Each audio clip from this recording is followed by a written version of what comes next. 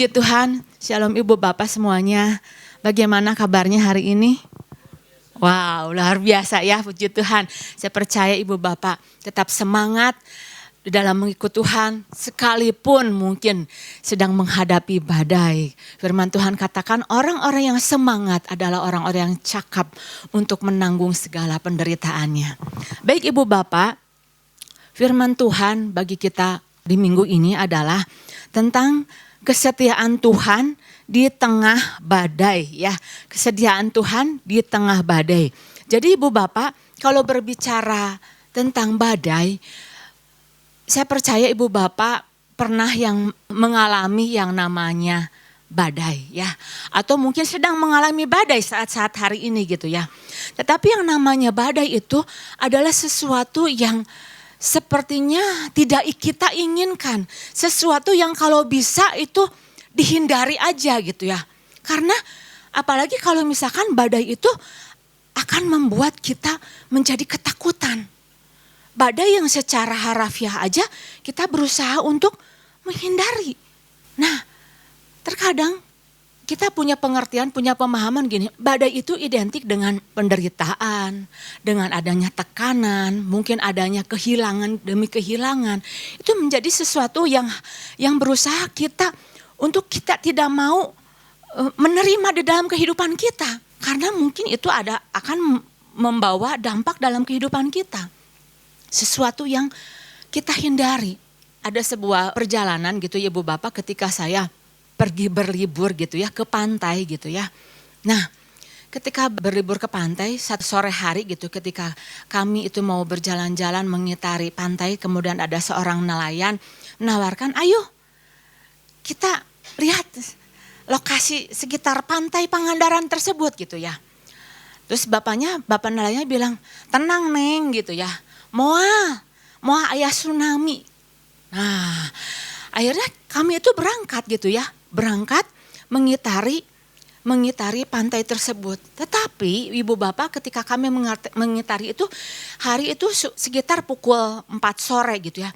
Tetapi ketika kami mengitari itu terjadi pasang laut yang sedikit-sedikit tapi akhirnya cukup menaik dan akhirnya posisi perahu kami yang kami tumpangi itu sungguh sangat mengerikan sekali.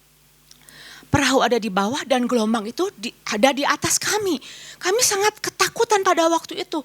Wow, cepat kembali ke darat. Kami tidak mau ada dalam posisi seperti kayak gini. Kami berusaha untuk menghindarinya. Dan benar Ibu Bapak ketika kami sudah kembali ke darat, cepat-cepat pulang gitu ya. Gak lama terjadi pada waktu itu badai tsunami. Dan sampai saat hari ini kami mau bersyukur kepada Tuhan. Tuhan terima kasih untuk perlindungan Tuhan. Untuk badai yang tidak menimpa kami pada waktu itu. Nah Ibu Bapak mungkin yang saya alami ketika perjalanan melaut ke Pangandaran pada waktu itu. Belum seperti yang dialami oleh para murid-murid pada waktu itu. Belum. Murid-murid pada waktu itu diterpa oleh angin badai yang begitu menakutkan. Mereka harus berjuang melawan angin sakal pada waktu itu. Dan waktu itu tuh berjam-jam terus menerus. Badai tidak pernah berhenti. Dalam kondisi yang gelap, mungkin angin begitu kencang.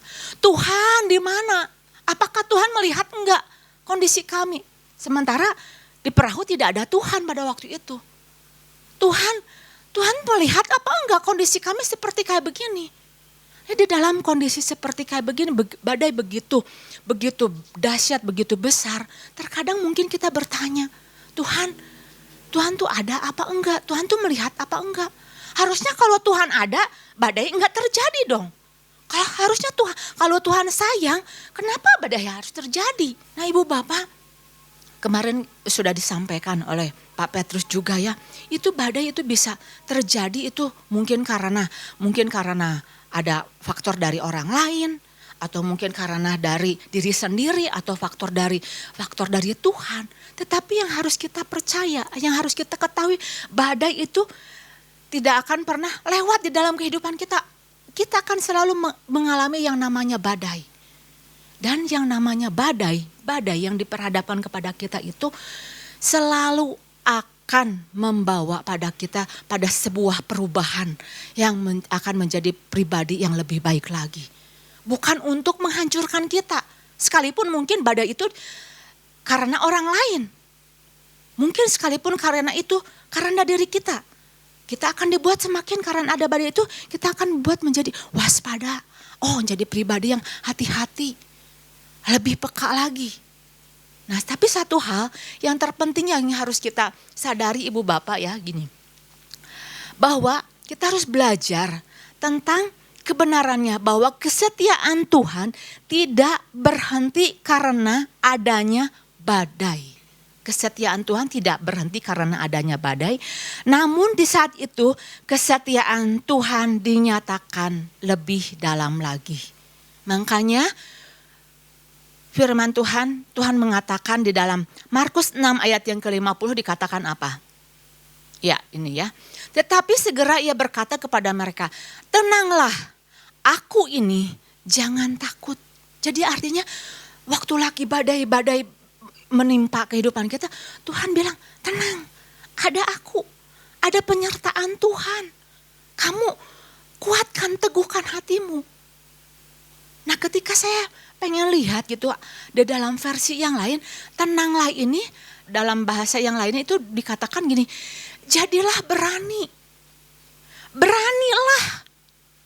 Berani dalam hal apa? Di dalam hal kita mempercayai Tuhan. Mempercayai bahwa Tuhan yang kita sembah itu Tuhan yang hebat yang mengatasi badai. Jadi keberanian yang di sini yang dituliskan di sini itu bukan keberanian yang tiba-tiba muncul. Langsung tiba-tiba wow, tiba-tiba jadi nekat, tiba-tiba jadi berani, bukan. Tetapi ini lahir dari sebuah kesadaran, dorongan dari dalam bahwa Tuhan yang kita sembah adalah Tuhan yang dahsyat. Dan dorongan ini itu tidak terjadi itu hanya satu kali. Dorongan itu harus dibangun berkali-kali. Supaya apa? Supaya kita punya keberanian ketika menghadapi badai. Jadi kesadaran ini yang harus kita bangun. Kesadaran bahwa Tuhan yang kita sembah itu Tuhan yang mengatasi badai. Harus terus dibangun berkali-kali, berulang-ulang. Supaya apa? Supaya kita boleh menjadi orang yang siap untuk menghadapi badai.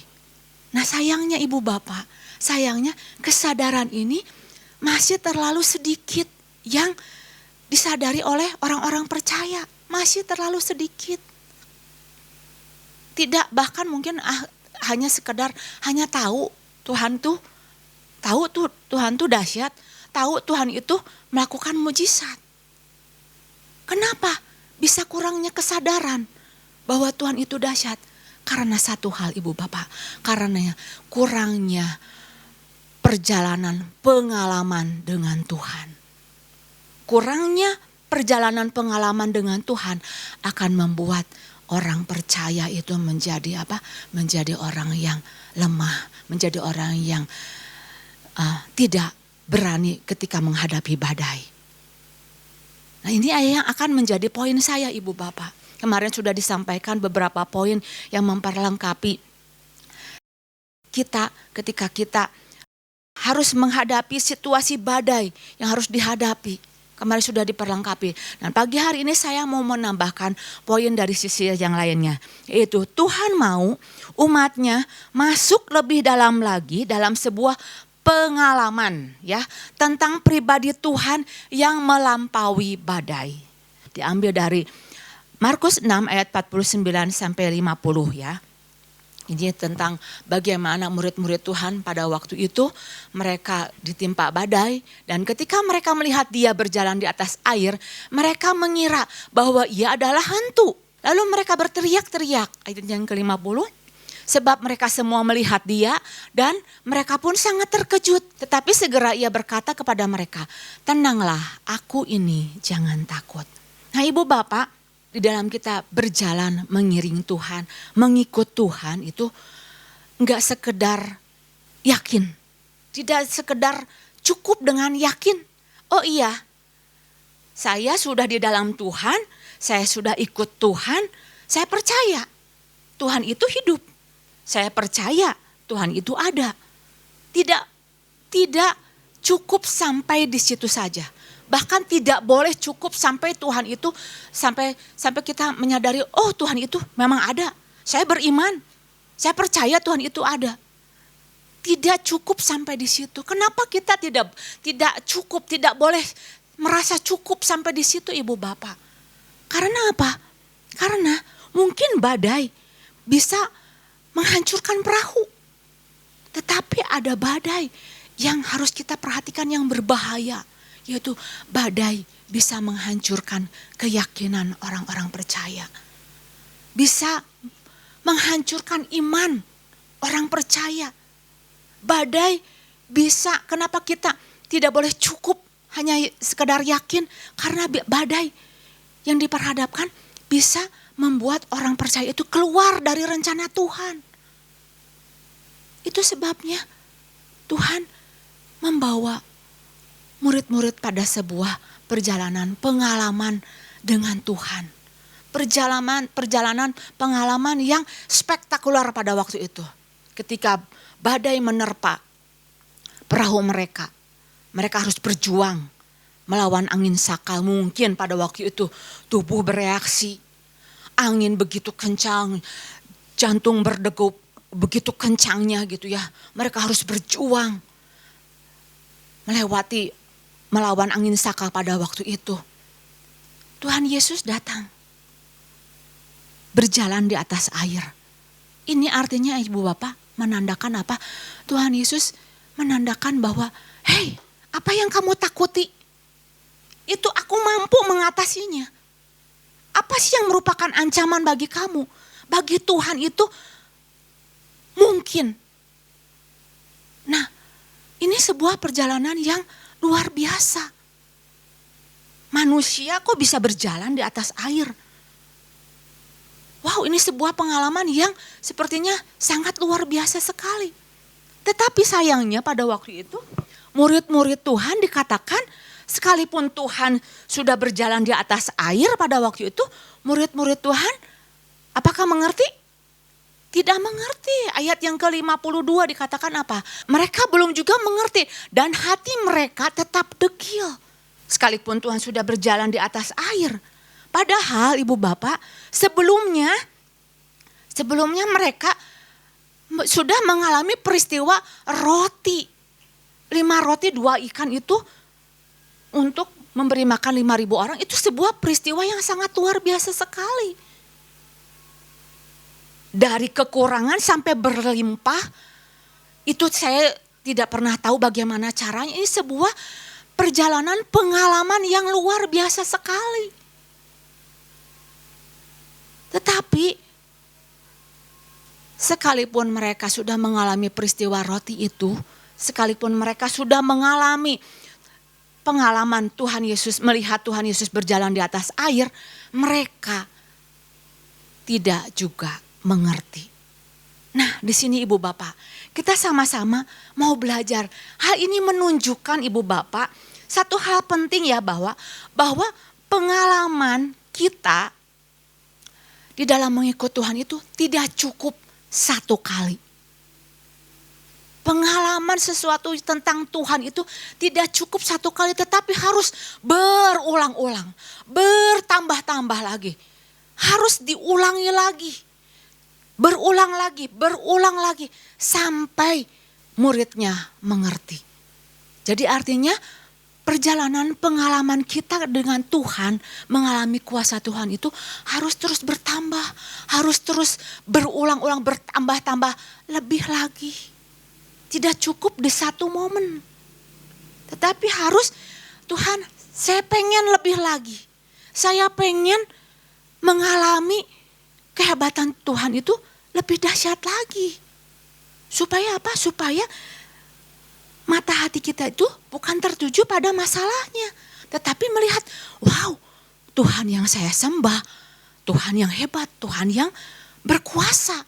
Jadi tertujunya itu bukan tertuju pada badainya, tetapi tertuju pada Tuhan yang hebatnya.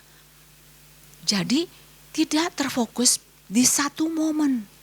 Kemarin sudah disampaikan juga, disinggung sedikit oleh Bapak Gembala di ayat yang ke-45 Markus 6 ya, dikatakan bahwa Tuhan memerintahkan murid-muridnya naik ke perahu. Memerintahkan di sini artinya itu apa? Memaksa murid-muridnya. Sesudah peristiwa itu mereka harus berlanjut lagi, harus move on lagi. Udah peristiwa 5 roti itu sudah berlalu, sekarang kita mau alami lagi sesuatu yang lebih besar lagi. Mengalami kuasa Tuhan dari sisi yang lainnya. Entahkah itu mungkin bagaimana Tuhan menyembuhkan kuasanya, bagaimana Tuhan melakukan membangkitkan orang mati. Jadi ada sisi-sisi yang lain yang Tuhan mau ajarkan kepada kita semua. Ada sebuah pengalaman yang harus terus bertambah-tambah, yang terus berulang-ulang lagi. Nah, kenapa Ibu Bapak kita tidak boleh terfokus hanya pada satu pengalaman saja? Tetapi kita harus terus berhenti. Tidak berhenti di satu titik, tetapi terus mengalami hal-hal kuasa Tuhan dari sisi-sisi yang lain. Supaya apa? Supaya kita boleh menjadi orang-orang yang kuat. Satu, orang-orang yang kuat. Kedua, menjadi orang-orang yang berani. Dan fokus kita bukan pada masalahnya, tetapi pada masalahnya, tetapi pada Tuhan yang besar, bukan pada badainya, tetapi pada kuasa Tuhan. Dan satu hal lagi yang mau saya tekankan, mengapa kita tidak boleh berhenti punya pengalaman di satu momen saja? Karena apa? Badai itu bisa dipakai sama Tuhan untuk menjadi sebuah sarana kesaksian, Ibu Bapak. Pengalaman badai yang kita alami itu bisa dijadikan sebagai sarana untuk kita punya kesaksian. Jadi kesaksian bukan untuk diri kita sendiri, tetapi mulai kita membagikan untuk kesaksian bagi orang lain. Kita bisa menceritakan tentang Tuhan. Makin banyak kita punya pengalaman dengan Tuhan, maka kita akan makin banyak lagi untuk bisa bercerita tentang Tuhan. Makin banyak kita mengalami tentang kuasa Tuhan, maka kita tidak akan pernah berhenti untuk mau menceritakan tentang hebatnya Tuhan kita. Nah, minggu kemarin Ibu Bapak, pesan Tuhan dikatakan begini, selamatkan mereka yang akan binasa. Nah, di sini Ibu Bapak, kita harusnya bersyukur. Wow, ketika saya ada badai ini sebuah kesempatan yang harus kita tanamkan.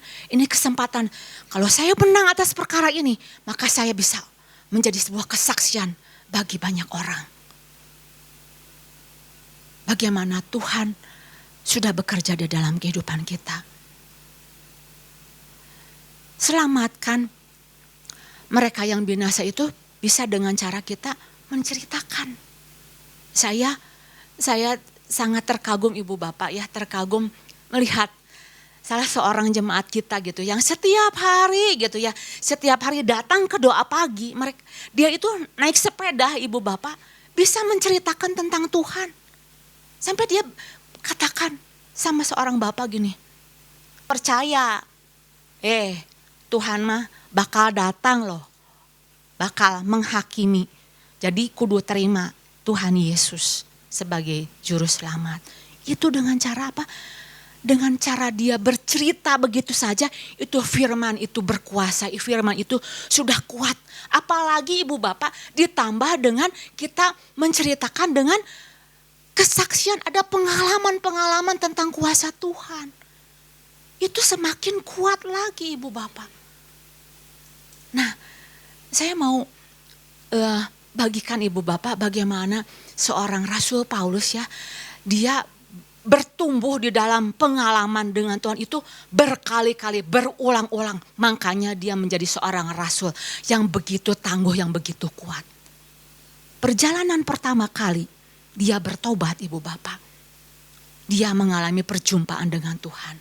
Pengenalan akan Tuhan tidak sebatas hanya tahu, tetapi dia mengalami benar-benar mengalami perjumpaan Tuhan sampai dia matanya buta dan akhirnya disembuhkan pada waktu itu. Dia berubah dari Saulus menjadi Paulus. Itu sebuah kesaksian yang sungguh luar biasa, yang menarik banyak orang. Tadinya siapa dia? Seorang pembunuh, orang-orang Kristen. Kemudian buta dan akhirnya melihat, mengalami perjumpaan dengan Tuhan. Itu sebuah pengalaman yang luar biasa. Paulus tidak bergerak sampai di situ saja. Tetapi Paulus maju lagi di dalam pelayanan, Ibu Bapak. Pelayanan Paulus itu pelayanan yang luar biasa karena apa? Dia bertumbuh di dalam pengenalan, dalam pengalaman akan Tuhan. Satu kali Paulus ketika sudah memberitakan Injil pada waktu itu, ditangkap dan akhirnya dijebloskan ke penjara bersama dengan Silas pada waktu itu. Tapi tengah malam ketika mereka berdoa, menaikkan puji-pujian, terjadilah gempa bumi yang dahsyat pada waktu itu. Dan akhirnya sendi-sendi pintu penjara pada waktu itu terbuka. Belenggu juga terlepas. Orang-orang sampai ketakutan, wow, ada gempa, mungkin ada badai, ada gempa. Mereka semua pada ketakutan. Sampai akhirnya kepala penjara pun takut pada waktu itu. Karena ada gempa, karena ada apa? Ada badai, waduh sangat menakutkan pada waktu itu. Tetapi Ibu Bapak, yang sungguh menjadi luar biasa, menjadi kesaksian, menjadi sebuah pengalaman adalah apa? Badai yang menimpa mereka itu sungguh bisa membawa kepala penjara itu menjadi bertobat. Bertobat, dia bilang, apa yang harus aku lakukan? Kata Paulus, bertobatlah. Terima Yesus. Ini menjadi ketika badai terjadi itu sebuah sarana untuk menjadi kesaksian. Nah, satu hal lagi Ibu Bapak, bagaimana Paulus ya ketika menghadapi kapal karam pada waktu itu, ada kapal karam, mereka melewati mau menuju ke Roma. Kapalnya itu diterempa oleh badai, bertubi-tubi berulang-ulang. Pengalaman Paulus akan Tuhan itu sungguh luar biasa. Paulus punya pengenalan akan Tuhan. Tuhan sampaikan kepada Paulus, katakan kepada penumpang di perahu ini bahwa mereka tidak akan binasa. Nah, di sini Ibu Bapak kita lihat. Jadi pengalaman demi pengalaman dari Paulus itu terus bertumbuh. Dan Tuhan juga ingin bahwa kita itu bertumbuh bukan sekedar kita melihat keadaan, tetapi kita bertumbuh mengenal pribadi Tuhan, mengenal pribadinya lewat badai yang harus kita hadapi Ibu Bapak. Jadi ada sebuah pertumbuhan.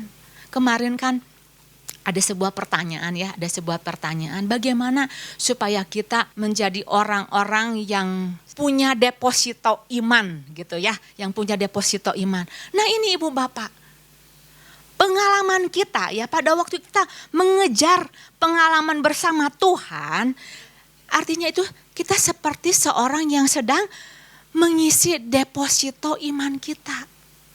Makin banyak kita mengisi dengan pengalaman kita, deposito iman kita itu akan semakin bertambah-tambah. Jadi Ibu Bapak, ayo kita mau katakan Tuhan, badai harus dihadapi, tetapi saya percaya saya mau untuk mengalami tentang Tuhan, mengalami tentang hebatnya kuasa Tuhan dari peristiwa badai ini. Sama-sama kita mau semangat Ibu Bapak ketika hadapi badai. Belajar, saya mau untuk terus menambah-nambahkan deposito iman kita dengan menambah-nambahkan terus mengejar punya pengalaman-pengalaman indah tentang Tuhan. Kemudian itu poin yang pertama ya, jadi Tuhan ingin umatnya masuk dalam sebuah pengalaman tentang pribadi Tuhan yang melampaui badai ya. Dan poin yang kedua Ibu Bapak yang saya mau bagikan adalah Tuhan mau umatnya memiliki cara pandang yang benar ketika menghadapi badai ya. Markus 6 ayat 45 sampai 49 ya. Kita sama-sama lihat terlebih dahulu ya. Ayat yang ke-48. Ketika ia melihat betapa payahnya mereka mendayung karena angin sakal, maka kira-kira jam 3 malam ia datang kepada mereka berjalan di atas air dan ia hendak melewati mereka. Ayat yang ke-49, ketika mereka melihat dia berjalan di atas air, mereka mengira bahwa ia adalah hantu. Lalu mereka berteriak-teriak, Ibu Bapak. Nah, di sini kita sama-sama melihat ada kata yang sama, Ibu Bapak. Kata yang sama itu adalah melihat, ya. Kata yang sama itu adalah tentang melihat. Sama-sama melihat gitu ya. Tuhan melihat. Melihat apa? Melihat muridnya diterpa oleh angin sakal pada waktu itu. Dan ayat yang ke-48 gitu, ayat yang ke-49, murid-murid juga melihat Yesus berjalan di atas air. Sama-sama mereka melihat dengan mata mereka. Tetapi melihat di sini ada sebuah pengertian yang berbeda sekali. Ketika Yesus melihat muridnya kena terpaan angin sakal, itu berbeda sekali pada saat murid-murid Tuhan Yesus melihat Yesus. Pengertiannya itu berbeda sekali. Cara Tuhan melihat dengan cara murid-muridnya itu melihat. Berbeda sekali. Nah, kita sama-sama Ibu Bapak, kita mau kupas lebih dalam lagi tentang ada sebuah yang namanya tingkatan di dalam melihat. Melihat secara rohani ya. Yang pertama itu adalah melihat secara blepo. Ya. Blepo itu artinya melihat secara fisik. Hanya melihat ya ketangkap sama mata aja gitu. Enggak lebih dari itu. Oh, tahu gitu ya. Dia pakai bajunya hijau. Oh, tahu. Dia lagi tersenyum sama saya. Udah, cukup di situ. Cukup hanya melihat aja dengan mata fisik gitu ya. Tetapi ada satu tingkatan. Yang kedua adalah theoreo. Ya. Yang tadi pertama adalah blepo secara fisik aja. Yang kedua adalah theoreo. Theoreo itu artinya dia melihat ya, tapi dia mulai mengamati. Mulai pengen tahu. Mulai pengen lihat kenapa sih? Ada apa sih sesuatu yang terjadi? Saya lihat dia itu tersenyum gitu. Tapi biasanya enggak pernah tersenyum. Nah, saya pengen tahu. Mulai si orang tersebut itu mengamati. Ada apa sih yang terjadi dengan dia? Apa sih? Kenapa ya? Dia pengen tahu. Mulai dia itu mengamati. Mulai dia itu mencermati, pengen tahu. Sekalipun pengamatan mereka, pengertian mereka itu bisa salah. Bisa salah. Nah ini, melihat ini yang dilakukan oleh murid-murid Tuhan Yesus pada waktu itu. Ketika badai menerpa, Tuhan berjalan di atas air,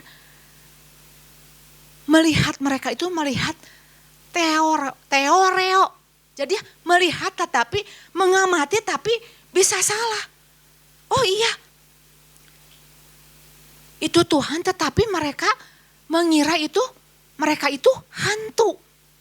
Nah, ada sebuah pengamatan melihat tetapi pengamatannya, pemahamannya itu bisa salah. Nanti kita akan belajar Ibu Bapak, kenapa? Walaupun udah melihat, walaupun udah mengamati, mau mengerti tapi bisa salah. Kenapa? Nanti kita sama-sama belajar ya. Nah, yang ketiga selain teoreo adalah ada sebuah melihat dalam pengertian eido. Eido itu artinya dia melihat tetapi juga dia mengerti dengan penuh sekali. Melihat tapi paham apa yang sedang terjadi. Nah itu melihatnya Tuhan Yesus. Tuhan Yesus lihat dari jauh. Oh, perahu mereka diterpa angin badai. Oh, tahu. Mereka sedang kepayahan. Mereka perlu ditolong.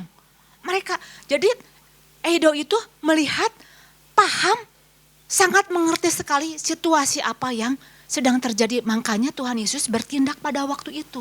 Jadi ada sebuah tingkatan. Dan yang terakhir adalah ginosko. Ginosko adalah sebuah cara melihat bagaimana melihat itu sampai sebuah kedalaman, ada sebuah hubungan yang sangat intim sekali sampai dia tuh sangat paham sekali seperti hubungan seorang suami dan istri. Itu sebuah tingkatan yang sangat dalam sekali. Nah Ibu Bapak, kita sama-sama belajar ya. Kenapa sih murid-murid Tuhan Yesus Kristus, murid-murid Tuhan melihatnya itu melihat tetapi bisa dalam sebuah pengertian yang lain. Tuhan kok dibilang hantu? Satu hal, mungkin pada waktu itu murid-murid Tuhan sedang dalam keadaan ketakutan. Orang ketakutan bisa punya persepsi yang salah karena ketakutan. Makanya ibu-ibu, bapak-bapak, jangan ketakutan menguasai kita. Kalau ketakutan menguasai kita, maka kita akan mudah panik.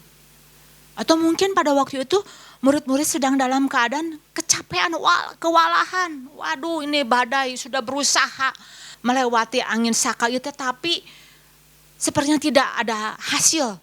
Sudah berdoa, sudah begitu kuatnya, tetapi sepertinya tidak ada sesuatu yang berubah. Mungkin ada seperti kayak gitu. Ya, jadi tadi ada apa? Ketakutan, ada kelelahan, atau mungkin juga ternyata iman mereka itu tidak bertumbuh, belum bertumbuh. Nah di sisi ini Tuhan mau mengajarkan kepada mereka supaya punya cara pandang, cara melihat yang benar ketika melihat masalah. Yang Tuhan sedang ajarkan adalah ketika ada badai, coba lihat dengan cara pandang yang benar. Tingkatan yang mana yang mau kau pakai? Apakah hanya sekedar blepo? Cuman tahu doang? Atau mau lebih dalam lagi? Mengamati dan pengen lebih paham lagi. Apa yang menjadi maksud Tuhan? Nah ini yang Tuhan mau ajarkan kepada ibu bapak, kepada kita semua ibu bapak. Bagaimana caranya, langkahnya supaya kita punya pemahaman akan pengenalan akan Tuhan lebih dalam lagi. Enggak lain ibu bapak. Tidak adalah cara yang lain adalah dengan cara kita mau lebih dalam, lebih intim lagi mendekat kepada Tuhan. Dan cara yang kedua adalah kejar terus pengalaman kita dengan Tuhan. Mazmur 119 ayat yang ke-18 dikatakan apa? Singkapkanlah mataku supaya aku memandang keajaiban-keajaiban dari Tauratmu. Ibu bapak, ini yang Daud sampaikan pada waktu itu. Daud berkata, singkapkanlah mataku. Jadi singkapkanlah di sini bukan pengertian mata fisik. Tetapi ada sebuah pengertian, ada sebuah pemahaman, melihat dengan sebuah pemahaman lebih dalam lagi. Apa yang Tuhan mau, apa yang sedang Tuhan kerjakan. Jadi Mazmur Daud sedang mengatakan, ayo Tuhan, aku mau belajar, mengalami Tuhan lagi, mau belajar, ingin tahu lebih dalam lagi. Jadi ketika mungkin doa belum dijawab, jangan cepat-cepat berpikir, aduh Tuhan mah gak peduli. Jangan cepat-cepat berpikir, Tuhan meninggalkan saya, jangan. Pada waktu seorang kehilangan pekerjaannya, jangan pikir, aduh Tuhan kejam. Padahal Tuhan punya rencana yang baru untuk kehidupan dia. Nah dari sini ibu bapak, kita mau belajar ibu bapak yang Tuhan mau ketika badai yang harus kita hadapi. Mari kita sama-sama terus bertingkat di dalam cara pandang kita, di dalam pemahaman kita, kejar. Mari kejar terus, kita boleh terus bertumbuh di dalam cara kita melihat, di dalam pengenalan kita, pengalaman dengan kita terus berulang lagi. Nah, demikian yang saya sampaikan, pesan Tuhan kiranya boleh menjadi berkat bagi kita semua. Tuhan Yesus memberkati.